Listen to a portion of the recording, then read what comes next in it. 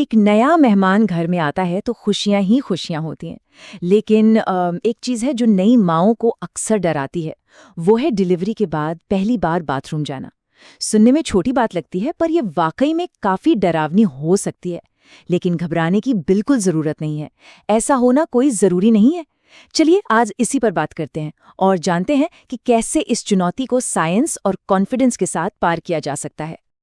Doctor प्रशांत की ये बात सच में कितनी राहत देती है ना। ये सिर्फ एक लाइन नहीं है, ये एक तरह का वादा है, एक भरोसा कि इस डर के साथ अकेले जूझने की कोई जरूरत नहीं है, क्योंकि हाँ, सही जानकारी और सही देखभाल दोनों मौजूद हैं।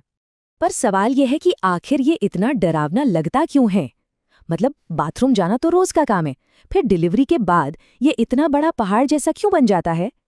चलिए पता लगाते हैं, इसके पीछे का साइंस क्या है वो समझते हैं।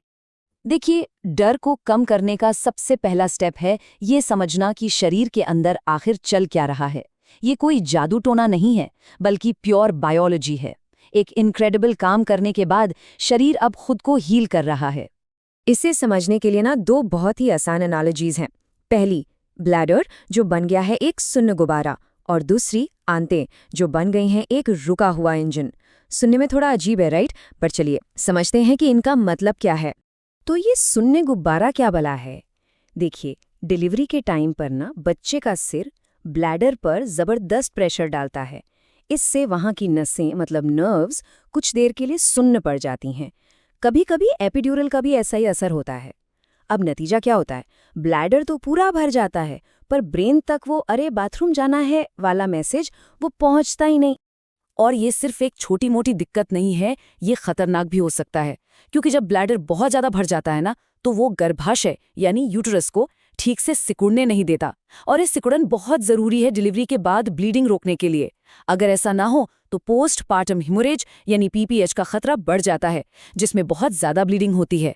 अब आते हैं हमारे दूसरे कैरेक्टर पर, रुका हुआ इंजन। तो होता क्या है कि प्रेगनेंसी के दौरान प्रोजेस्टेरोन नाम का एक हार्मोन होता है जो आंतों की चाल को एकदम स्लो कर देता है।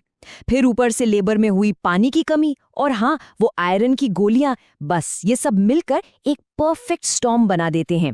नतीजा, स्टूल बहुत हार्ड हो जाता है और उसे पास करना मुश्किल। और बात यहीं खत्म नहीं होती। इस मुश्किल को और बढ़ाने के लिए दो विलन और हैं। पहला है डर कि कहीं जोर लगाने से टांके ना खुल जाएं, और दूसरा है बवासीर यानी हेमोरॉइड्स, जो डिलीवरी में जोर लगाने की वजह से हो सकता है और काफी दर्दनाक होता है। ओके, तो ये सब सुनकर थोड़ा घबराहट हो सकती है, आई गेट इट। पर अच्छी खबर ये है कि इसका एक सॉलिड सोल्यूशन है।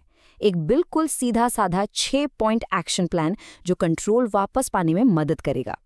तो सबसे जरूरी पहले दो नियम, इनको ध्यान से सुनिए। रूल नंबर 1, डिलीवरी के 6 घंटे के अंदर अंदर पेशाब करना ही है, महसूस हो या ना हो, ये डेडलाइन मिस नहीं करनी है। रूल नंबर 2, टॉयलेट पर बैठते समय पैरों के नीचे एक छोटा स्टूल रख लें और स्प्लिंटिंग टेक्निक का इस्तेमाल करें। इसका मतलब है एक साफ पैड से टांकों वाली जगह पर हल्का सा दबाव डालें, इससे काफी सहारा महसूस होता है। ठीक है, अब आता है रूल नंबर 3 का पहला हिस्सा। ये एक नंबर है और इसे याद रखना है, 3 लीटर। जी हाँ, हर रोज कम से कम इतना पानी पीना नॉन निगोशिएबल है। इसे अपना मिशन बना लीजिए। और पानी का बेस्ट फ्रेंड क्या है? फाइबर। तो रूल नंबर 3 का दूसरा हिस्सा है ये, नंबर 30 ग्राम। हर रोज इतना फाइबर जरूरी है। देखिए, पानी और फाइबर की जोड़ी मिलकर कमाल करती है सिस्टम को चालू रखने के लिए। तो सवाल है, ये 30 ग्राम फाइबर मिलेगा कहाँ से? अच्छी बात यह है कि इसके लिए कोई फैंसी एग्जॉटिक चीज़ें नहीं चाहिए। अपनी देसी चीज़ें ही काफ़ी हैं, जैसे ईसबगोल, रागी, पालक और हाँ, पका हुआ पपीता। ये सब फाइबर के पावर हाउस हैं। बस इन्हें अपनी डाइट में शामिल कीजिए। अगर हेमरॉइड्स की वजह से दर्द है तो रूल नंबर 4 लाइफ सेवर साबित हो सकता है। सिंपल है, स्टूल पास करने की कोशिश करने से 10-15 मिनट पहले डॉक्टर की दी हुई एनेस्थेटिक क्रीम लगा लें। इससे क्या होगा? वो दर्द नहीं होगा जो पूरी बॉडी को एकदम टेंस कर देता है, और यकीन मानिए इससे पूरी प्रक्रिया काफ़ी आसान हो जाएगी।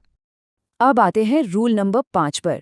ये एक ऐसी चीज है जिसका नाम सुनते ही कई लोग डर जाते हैं, स्टूल सॉफ्टनर। पर डरने वाली कोई बात नहीं है। ये जो ऑस्मोटिक लैक्सेटिव होते हैं ना, ये पेट में मरोड़ पैदा नहीं करते। ये बस एक स्पंज की तरह काम करते हैं। आंतों में पानी खींचते हैं जिससे स्टूल सॉफ्ट हो जाता है। और सबसे ज़रूरी बात, ये ब्रेस्ट फीडिंग के दौरान भी बिल्कुल सेफ हैं।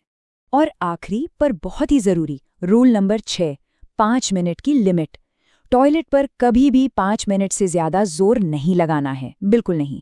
अगर कुछ नहीं हो रहा तो उठ जाइए, थोड़ा चलिए, एक ग्लास पानी पीजिए और थोड़ी देर बाद फिर ट्राई कीजिए।